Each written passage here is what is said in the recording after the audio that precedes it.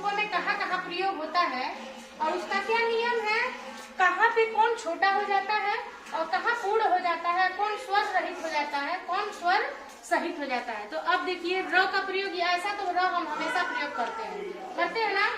यह सामान्य रूप से प्रयोग होता है। र का मतलब र के साथ अ जुड़ा रहता है, हर व्यंजन के साथ स्वर अ जुड़ा रहता है, ये आपको पता है ना। अब देखिए ऐसा वाला रेफ, इसको हम कौन सी मात्रा कहते हैं? रेफ की मात्रा।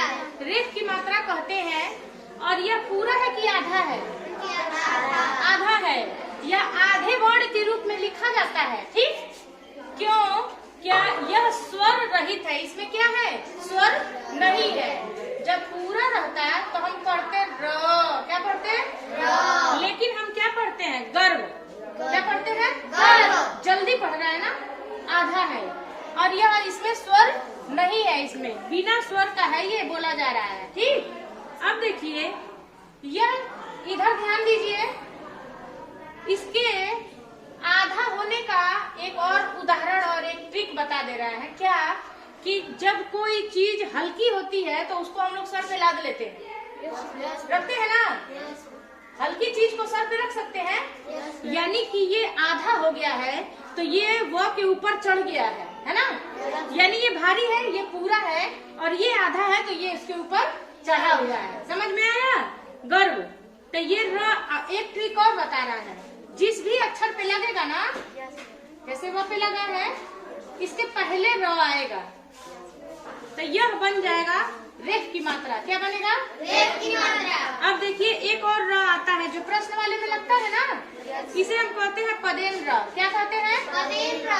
अब देखो, कोई भी व्यक्ति जब खड़ा होता है तो जब पैर मजबूत रहेगा तभी ना खड़ा होगा, हाँ? तो यानी कि नीचे वाला जब जैसे अभी यहाँ बताए हैं कि नीचे वाला मजबूत है और ऊपर वाला कम है, ठीक। यह र आधा नहीं है, यह पूर्ण र है, ठीक है ना। यह क्या जाता है? पूर्ण व्यंजन माना जाता है, और जिस शब्द में लगता है वह शब्द आधा हो जाता है, ठीक ना। स्वर रहित हो जाता है। स्वर मतलब अ उसमें नहीं लगेगा। बोलने के उच्चारण में जैसे मान लीजिए क्रम लिखा हुआ है, शांत रहिए, क्रम लिखा हुआ है ना, तो ये आधा है, ठीक ना। और ये र पूरा है और ये भी पूरा है, यानी कि ये क में स्वर नहीं है ना, स्वर रहित, स्वर नहीं है, और र पूरा है। जैसे कि कोई भी चीज बड़ा होता है ना तो अपने चीज उठा लेता है, यानी कि ये र पूरा है, इसलिए इसने क को अपने ऊपर उठा रखा है ना। समझ में आई बात?